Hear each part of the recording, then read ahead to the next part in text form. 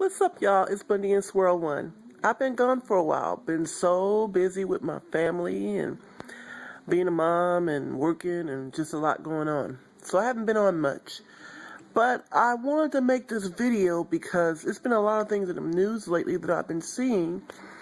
And I've been kind of speak on because it's the one thing I wanted to speak on was this incident with Richie Incognito, the NFL player, and his, I guess you would say his victim, Jonathan Martin, who quit the NFL. He left. He stopped playing football because of how he was being treated by Richie Incognito.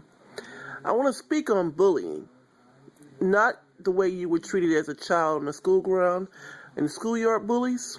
We all encountered them at least once in your life. But adults also bully. And I'm glad this story actually came out in the media and people are talking about it because it does need to be spoken about. Because adults bully also. And unlike a child who bullies, adults tend to have more power, more influence, and more support in bullying you. And, you know, when you're a kid and somebody picks on you or bullies you or whatever, you usually can, fight them and get respect from them and they leave you alone. Well, you can't fight an adult. You have to take it or you have to expose them. It's things you have to do, but you can't defend yourself. So it's very difficult when you're an adult being bullied, but it happens very often. And I'm happy that this story came out in the media because now people are talking about it. Okay.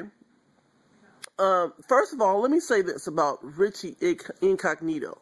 Before this incident occurred, I had never heard of him because I don't really like sports very much. But I've been watching his interviews ever since this happened. This got exposed. He's been on a lot of different shows speaking about it. And what I can tell from him, now don't get me wrong, football players by nature are aggressive guys. They're very aggressive and everything. But he's cocky, he's arrogant, and he's an awful person. And you could tell that just by his, actually he's been reported to have been bullied other people too, being awful towards other teammates. For years, he's gotten away with this for so many years. No one said or did anything about it. He has always been a bully. Everyone knew this about him. This wasn't the first time. And he's even made interviews where he said the N-word in the locker room in front of black players, and they didn't even say anything. I'm going to speak about that also. Okay. Now, when I heard about what happened, I was actually a little stunned that Jonathan Martin quit the team. I have encountered bullies as adults, too, in the workplaces, which is what I'm going to get into next, workplace bullying. I was really disappointed that Jonathan Martin quit the team and just left. You don't never walk away from your money because somebody's messing with you. You don't do that. No. That was a blessing. He was making a very huge salary. You don't walk away from your money because somebody like this jerk was bothering you. He could have handled that a different way. He could have reported him. He could have filed a restraining order against him. He could have did something. But not quit. I've encountered horrible people in workplaces. Awful. I worked at jobs where I was the only black person in the whole company. And when you're the only one, they treat you real bad, by the way. I've encountered that kind of stuff too. But I didn't quit. I'm too honorary for that. I'm not stopping getting my money.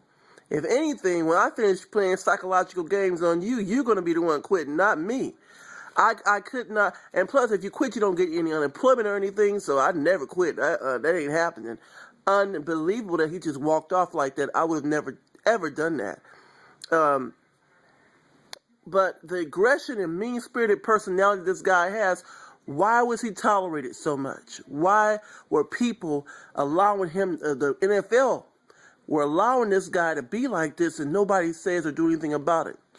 Well, the players he was picking on happened to be a lot of minority players. And a lot of black people who all of a sudden get in positions where they're making a huge salary and making money and they're able to take care of their family and buy homes and they don't want to rock the boat. They don't want to do anything to mess that up. So they tolerate a lot of abuse. Most people in jobs do. You put up with a lot of crap because you're so happy to be in that job, making that money. You don't want to rock the boat in any way. So in the workplace, there is actually no loyalty. You can't trust anybody. There is no racial loyalty. There's no type of loyalty of any kind in the work environment. It's very, very shark-infested waters in most workplaces. There is absolutely no loyalty whatsoever. And that's the way management wants it. It's a divide and conquer type of thing. That's the way most workplaces are. This is not an isolated occurrence. What exactly constitutes bullying is what I'm going to speak about today. In case you didn't know, yes, adults do bully. Very much so, actually. You encounter bullies in the workplace often. Bullying is isolating you. Bullying is talking about you, turning people against you, getting others to side with them against you, undermining your authority, disrespecting you, spreading rumors and gossip about you. That's the adult bullying. It don't usually get physical unless they're crazy. It don't usually get physical. The difference with adults who bully is usually they have more support. It's more tolerated. Then they have more power. You can't handle them the way you did when you were a kid in school. When you're in school and somebody's messing with you, I'm old school. And back in the day when I was young and somebody was picking on you and messing with you and wouldn't leave you alone, I've had a couple of scrapes with other girls who was picking on me, and when I finished beating them down, they was trying to be my friend. Well, when you're older, you can't do that.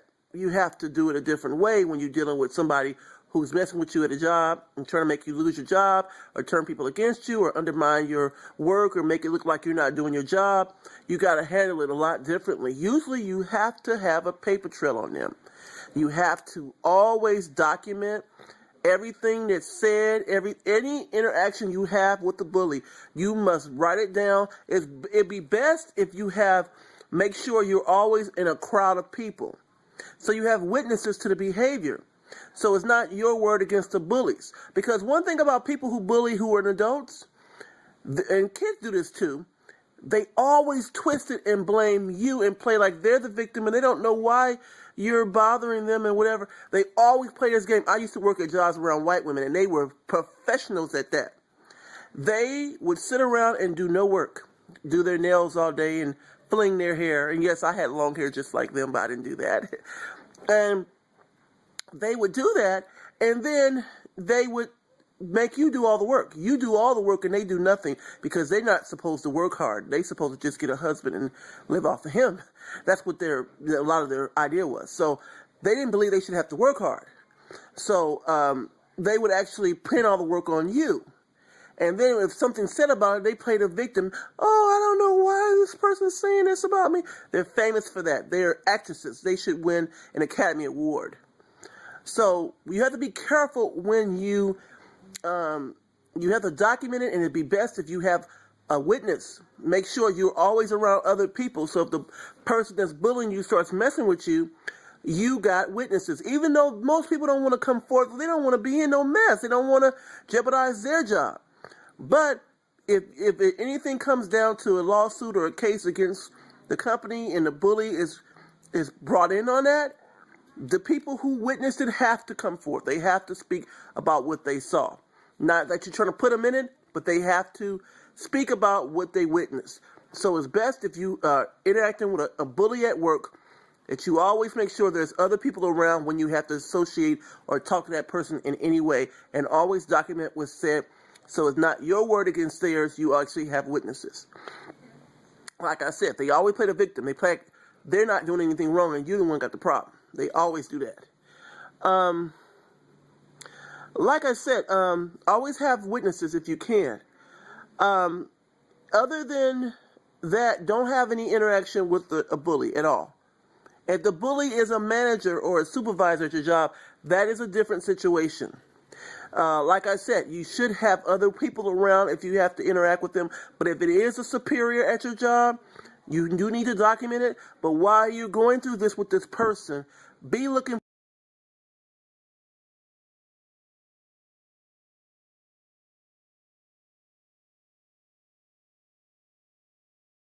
You report your supervisor. If your supervisor's bullying you, you don't have any protection. Management will side with management. Bosses will not go, unless it's just blatantly obvious person's harassing you. They won't go over your head, and they won't punish the bully. They usually will punish you for even speaking about it. They call it being a whistleblower.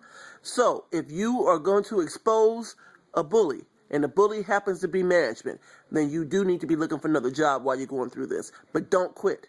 Let them fire you if it comes to that, and then you'll get unemployment. But never walk off and quit. Don't do that. But be looking for something else, because usually even if the supervisor's wrong, they're going to get all the support. You won't. That's just the way it is in the workplace. That's just the way it is. I've been management. I've been on both sides of the coin. I've seen it all. So, yes, you will have to be looking for another job while you're going through this, just in case you got a plan B, in case the job turns and flips the script on you and blame you and say you're causing the problem, then you got a backup plan. So, that's the way it is in the workplace. It's hostile. It's an extremely hostile environment. Usually not friendly. Even if they pretend to be friendly, it can change at any moment. It's not predictable at all. It's unfortunate. But that's the reason why you always got to have plan Bs. And if you can work independent on your own, it's best to do that, because you're at the mercy all the time of other people who could decide on a whim that they don't like you today and they want you out of there. And then they'll start messing with you. It happens all the time. Really hard for black males in the workplace. Really hard. They encounter it. Black women do as well. But they really encounter it, and it's harder for them to deal with it, because the natural reaction is to react when somebody's messing with you, and you have to react very differently when you're in this environment. It's a hostile environment, very much so. I want to speak more about the workplace and what it's really like and what people go through there, but my honey is ready for me to go. So I'm going to take off now, but I'll be back soon, I promise, okay? Peace.